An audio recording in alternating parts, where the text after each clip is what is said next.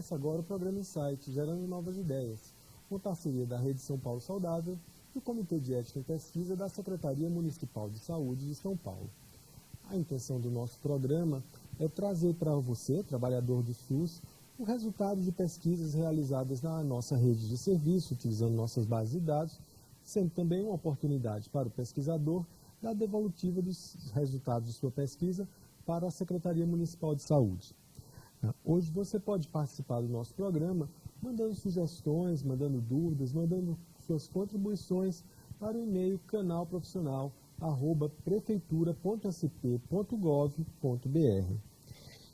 O tema de hoje é a arte, a cultura e o cuidado nos centros de atenção psicossocial, que são os CAPs, da modalidade adulto, que é a nova proposta de atenção à saúde mental no nosso município, né?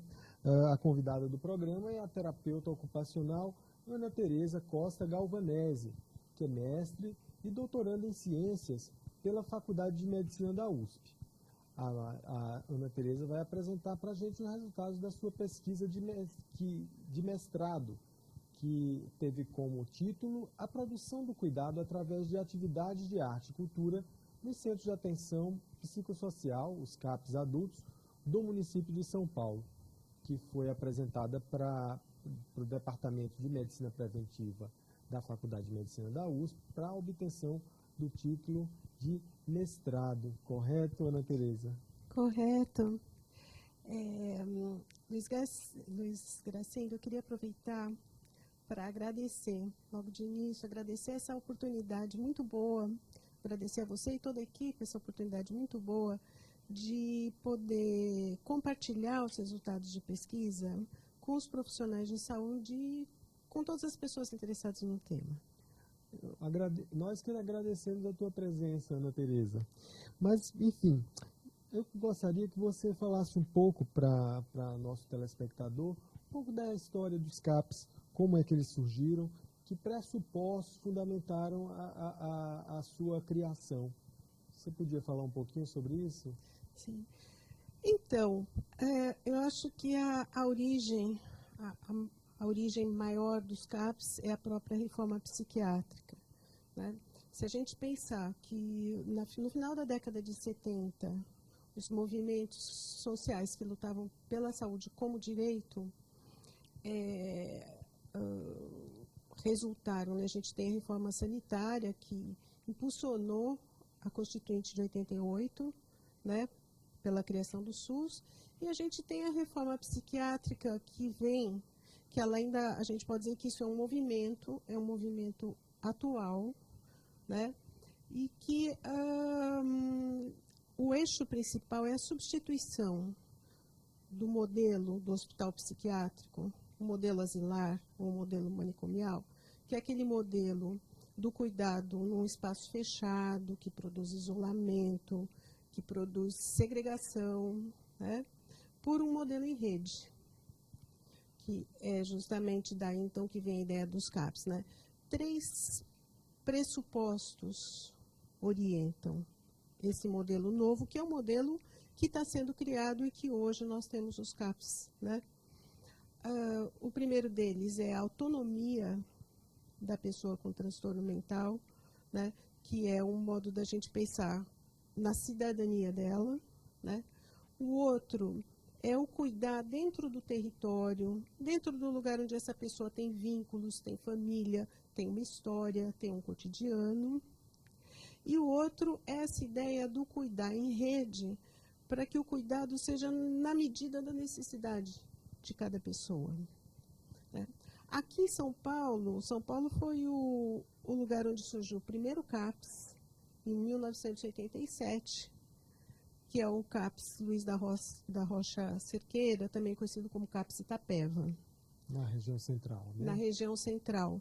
Muitas outras experiências fizeram parte desse momento, vamos dizer, inaugural, né, de se começar um modelo, né, um modelo aberto. Vou citar só a experiência de Santos, né, que houve a desconstrução de um manicômio chamado Casa de Saúde Anchieta, né, E o serviço que foi produzido nesse processo foi o NAPS, né? E essas duas ideias inspiraram, essas ideias e outras inspiraram o CAPS. Eu acho que vale também lembrar que em 99, de 89 a 92, aqui em São Paulo também, a gente teve uma primeira experiência de rede, que foi o Programa Integral em Saúde Mental, né, que conjugava hospitais-dia aos centros de convivência cooperativa, que são os SECOs que existem até hoje, né? Sim, nós temos mais de 20 aqui em São Paulo, né? Constitui a nossa rede de Constitui a nossa rede. Então, o que a gente pode dizer é que o CAPS é um momento, neste momento, desse processo da reforma psiquiátrica, é a principal estratégia de cuidado, né?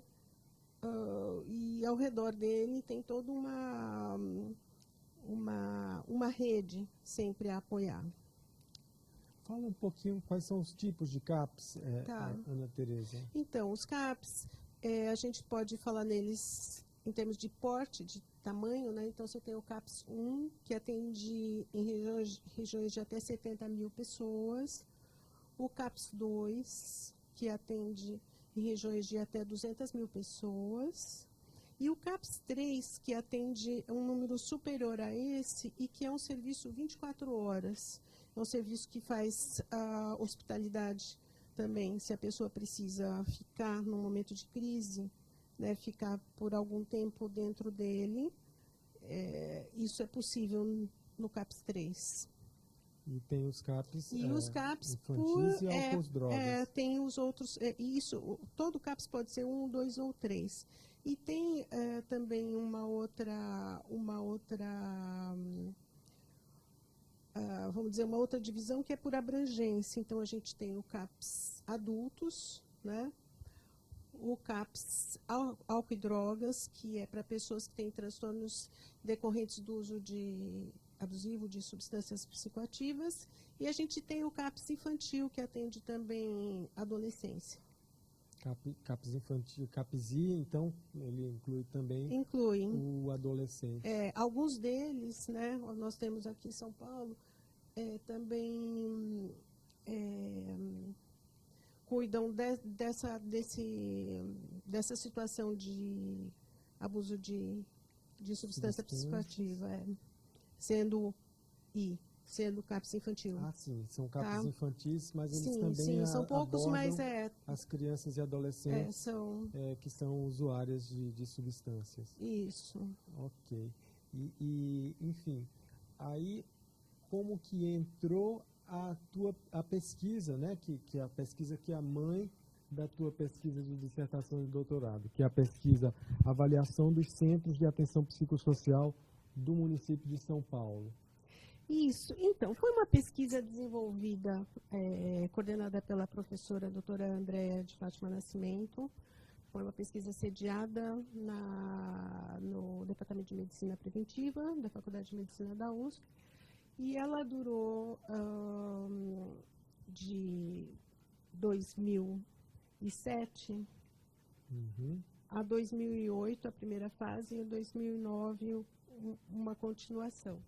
Assim, ela já pegou, então, os CAPs já existiam já há algum tempo quando iniciou a pesquisa. Eu acho que faltou dizer que desde 2002 os CAPs fazem parte da política de saúde mental do país, né? Nós temos no país todo mais de 2.000 CAPs, né? E então nesse momento a gente já tinha uma porção de CAPs funcionando, né? Foram incluídos na pesquisa os CAPs adultos, 21 dos 22 CAPs de adultos, que atendem adultos que existiam na época. E essa pesquisa, ela olhou 3 aspectos disso. Ela olhou a estrutura dos CAPs, então, onde eles eram, como eram, quem trabalhava, como funcionavam, né? Olhou o processo de cuidado dentro dos CAPs, então acompanhou profissionais, acompanhou atividades, e olhou também resultados pela escuta dos usuários. Então, foram entrevistados todos os usuários que participavam de atendimento em regime intensivo. Intensivo é assim, quando uma pessoa vai mais de 3 vezes por semana ao CAPS, né? Esses usuários foram ouvidos e depois de um ano, né, houve um retorno a esses mesmos usuários, né, para saber o que havia mudado. Então, foram ouvidas as necessidades desses usuários, foram ouvidas as expectativas desses usuários, e deu para ver um pouco de como esse cuidado caminhou. E aí fala um pouco do teu recorte. Como é que foi o teu recorte? Então, olha, nessa pesquisa maior, foram observadas 457 atividades grupais, porque esqueci, queria falar um pouquinho mais do CAPS, que assim, para você poder... posso falar um pouquinho mais do CAPS? Por favor. Para poder situar isso, né? Então, assim, os CAPS, eles têm uma diversidade de modalidades de cuidado muito grande. Então, você tem atividades grupais, grupos terapêuticos, oficinas, tem acompanhamento individual, né, através de médico, psicoterapia também. Tem atividades no território, né? Então, às vezes, acompanhamento terapêutico, tem uma série de atividades. Dessas todas, as 457 atividades que foram observadas todas as atividades de grupo. 126 tinham a ver com arte e com cultura.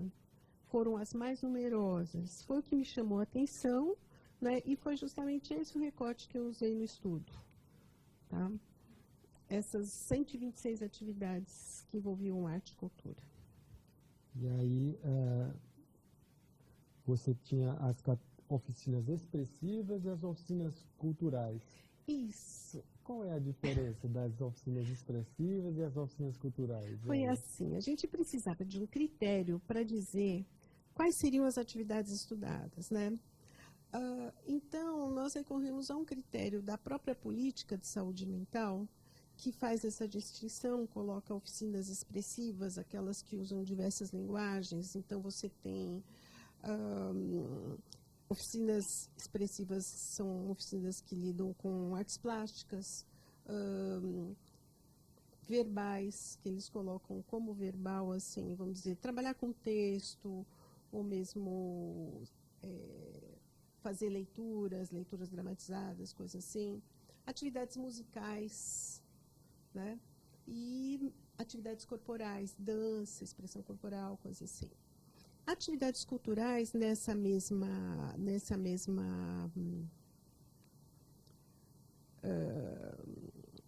mesmo conceito empregado, são as atividades que colocam você em contato com os equipamentos culturais de um território, né? Então, uma exposição de arte, fazer uma festa, participar da organização de uma festa popular, ir a museu, né? Essa série de atividades assim. Aí, no início, nós consideramos essa classificação didática, né, para dizer o que nós íamos estudar. E, a partir daí, nós não usamos mais a classificação, porque as práticas, elas entram em vários aspectos ao mesmo tempo. Uma prática, por exemplo, um teatro, ele tem texto, ao mesmo tempo ele tem expressão corporal, né? Então, nós usamos mais no início. Mas a ideia de oficina é uma ideia muito interessante, porque a oficina é uma ferramenta de trabalho em grupo que prevê uma certa horizontalidade, não tem uma hierarquia propriamente, né?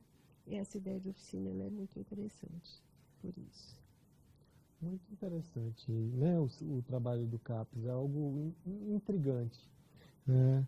Para quem começou a assistir agora o canal profissional, esse é o programa Insight, gerando novas ideias, uma parceria da Rede São Paulo Saudável e o Comitê de Ética em Pesquisa da Secretaria Municipal de Saúde. Hoje estamos trazendo como entrevistada a terapeuta ocupacional Ana Tereza Galvanese, que é mestre e é doutoranda pela Faculdade de Medicina da Universidade de São Paulo. A pesquisa da Ana Tereza, que foi a sua dissertação de mestrado, tem como título A Produção do Cuidado através de atividades de arte e cultura nos Centros de Atenção Psicossocial, os CAPs adultos do município de São Paulo. Ana, me chamou a atenção que poucas atividades aconteciam na própria comunidade. Na própria comunidade, seria como se os CAPs tivessem receios de ultrapassar os muros da unidade e se apropriar dessa perspectiva de integração dos usuários à vida social e cultural do território. Pode-se dizer isso? Olha, em termos, eu acho que a gente pode olhar o que ajuda e o que dificulta, né? Então, uma coisa que a gente observou que foi bem interessante que é assim, lugares onde os gerentes tinham um bom conhecimento do território, eram regiões onde o gerente tinha um bom conhecimento do território, justamente as regiões, nessas regiões estavam os CAPs que desenvolviam mais atividades no território. Então, é uma questão de se conhecer, né? Agora, as dificuldades também estão ligadas, eu acho que à compreensão, vamos dizer, da própria proposta da atenção psicossocial, no sentido de que, para você trabalhar buscando reverter os prejuízos decorrentes, né, de todo o processo de adoecimento, os prejuízos sociais e relacionais, você tem que sair do serviço, né? Isso faz parte do trabalho. Então, pode-se dizer que deu para encontrar 3 tipos de dificuldades que são também desafios, né? Uma delas é o reconhecimento dentro do serviço, pelo gerente, pelas equipes, dessa prática, né, de você, por exemplo, sair com as pessoas, vamos lá na oficina de dança de salão que tem na Associação de Moradores, né? E aí o profissional sai, vai com todo mundo, volta, né? Então, compreender que isso é trabalho, né? Há uma invisibilidade, havia pelo menos uma invisibilidade muito grande para esse tipo de atividade, não é? Assim, talvez ainda não tenha amadurecido essa compreensão, no sentido de perceber que isso é sim trabalho, é um trabalho importante, é um trabalho de colocar, de estar junto, dar um apoio para os usuários do CAPS, no convívio, para fazer para construir novas relações, sabe, circular socialmente. Repercute na qualidade do cuidado e nas condições, na qualidade de vida, né? Sim, pessoas. É justamente tentar reverter um pouco desse prejuízo, do isolamento, das dificuldades de relação, ou lidar com elas na hora em que elas acontecem, né? Uhum. Então, essa invisibilidade, né? Tanto é que estava enumerando as dificuldades. Essa é a primeira. A outra que a gente pode dizer também está muito relacionada com essa é a dificuldade que os profissionais que trabalham com arte e cultura, as dificuldades que a gente observou, para eles conseguirem se organizar em termos de horário, sabe, em termos do tempo que demanda. Por exemplo, você quer estabelecer uma articulação, uma parceria com um museu de arte. Aí a pessoa lá do museu fala, olha, você vem aqui hoje às 3 horas para a gente discutir, nós vamos chamar uma reunião para você apresentar o projeto. Ora, se você então precisa sair do seu serviço, ir lá, discutir e preparar. Isso não resultou em atendimento. Isso resultou numa ação importantíssima, porque vai abrir, por exemplo, possibilidade daqueles usuários participar de uma oficina de pintura que tem lá, por exemplo. Isso ainda não não cabe na rotina, né? Não existe ainda espaço para que esse tipo de atividade seja reconhecida, tá? Então, o que nós vimos também é assim, profissionais, por exemplo, tem uma atividade à noite ou no sábado, né? E muitos profissionais trabalhando, inclusive, voluntariamente fora do horário de trabalho para poder dar conta. E a terceira dificuldade é muito interessante, que é o seguinte, é um desafio muito interessante. Assim, como é que sair do serviço, ao sair do serviço, todos mudam de papel, todos mudam de lugar, né? Então, para o profissional vai, vamos dizer, para a dita oficina de pintura, chegou lá e tem o artista plástico que vai dar atividade. Ele não é coordenador daquela atividade. Então, qual é o lugar dele ali? Ele sabe menos de pintura do que um usuário que já fez um pouco disso. Qual é que é o lugar dele? Ele tem que arranjar, ele tem que se despojar um pouco daquele lugar de profissional e encontrar, né? Ele tem um papel ali, sim, ele tem o papel de dar suporte. Se alguém sofrer alguma instabilidade, precisar, às vezes basta sentar do lado ou, sabe, atender a necessidade de um usuário no momento em que ela se manifesta. Ele tem um papel, mas, assim, pode ser que naquela sessão nem seja necessário, nem apareça isso. Só a presença dele já significou esse apoio. Então, o que ele vai fazer? Ele vai aprender a pintar, por exemplo. Vai sentar lá como qualquer outro, como o usuário que está do lado dele, o outro, e o morador que está lá também, não é? Ele muda de lugar, ele sai um pouco daquele lugar, daquelas prerrogativas, né? Exatamente. E na relação usuário-técnico, também acontece uma mudança. Também acontece uma mudança, porque o contexto, a circunstância, motiva aquele usuário a se desprender um pouco daquela identidade de quem tem um transtorno mental, que é como ele é visto, e muitas vezes até ele mesmo se vê assim, né? E revelar outras facetas da sua identidade, né? Ele deixa de ser apenas um objeto do cuidado para, de repente, ser um talento que está sendo... Ou como qualquer outro cidadão que ficou interessado pela coisa e foi lá. Ele, né, mesmo que ele não tenha um talento especial para aquilo, mas ele vai se relacionar, ele vai lá, senta junto com o outro que está recortando não sei o quê, vai recortar junto. Então, ele muda de lugar.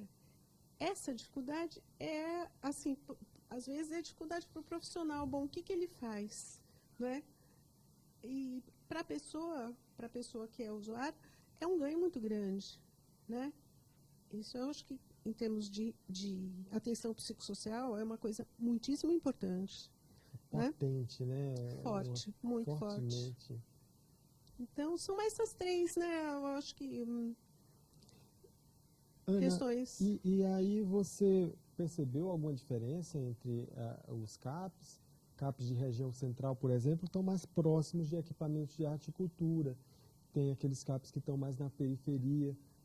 Tem alguma diferença ou a diferença não está nesse ponto? A diferença não está nesse ponto. É um pouco estranho falar isso. Não houve uma coincidência, sabe, em regiões centrais, com muitos equipamentos culturais. Houve, assim, é relativo isso, porque depende muito mais do conhecimento que a equipe, que o gestor e a equipe tem do território, sabe, para garimpar, saber o que tem de interessante ali, né, e articular, e se dispor, né, porque tem que haver um movimento. Não vai, nenhuma oficina vai bater na porta do CAPS, né, tem que haver esse movimento, essa conversa, né. Então, dependeu muito mais disso. Então, tem lugares bem distantes do centro, aí você chega lá, o pessoal está indo numa escola de dança, que num determinado horário eles fazem uma oficina aberta de dança de salão. O pessoal está indo no grupo os jovens estão indo no grupo de hip hop, que acontece ali, da associação, não sei o quê, né? Fulano foi né, nós conseguimos conversar com o pessoal e tais e tais pessoas daqui estão começando a entrar num grupo de teatro. Estão lá, estão começando a participar. Então, assim, são costuras que têm que ser feitas, né? Mas o olhar para o que é cultura, porque o que é cultura? Não é? Eu acho que é muito importante pensar isso. O que é cultura? O que é uma manifestação cultural? Boa Né? Uma pergunta. roda de samba é uma manifestação cultural, não é? Então, às vezes, assim, a gente precisa flexibilizar um pouco esse olhar. Os nossos conceitos de que qual é a cultura que de repente é boa e que é terapêutica. Isso Abandonar isso e tem mais, eu acho que fazer experiência artística e fazer experiência cultural. Se o profissional vive isso, tá? Ele vai olhar, ele vai adquirir, vamos dizer, outros elementos para identificar. Eu queria que você falasse um pouco, Ana, que eu achei muito interessante, sobre o mito da atividade terapêutica. O que é isso? Como ele apareceu nas atividades observadas? Então, ele apareceu, aí eu preciso dizer que a gente percebeu 3 tendências, né? Apareceu numa tendência muito residual. O que é? O mito da atividade terapêutica é o seguinte, sabe aquela ideia de que uma atividade pode ser que nem um remedinho? Você dá esse remédio e isso resolve? Então, assim, essa ideia de que a atividade em si, independente de tudo, a atividade em si ela é terapêutica. Outra variação desse mesmo mito é a ideia de que, vamos dizer, a relação terapeuta-paciente é terapêutica, né? Então, eu acho que a atenção psicossocial exige que a gente olhe isso aprofundar um pouco esse olhar, porque senão a gente corre o risco de escolher as atividades pela técnica, não pela necessidade, não pelo que pode proporcionar a cada participante, não pelo o que aquilo vai repercutir no cotidiano daquele participante, não pelo que o participante gosta e quer fazer, não é?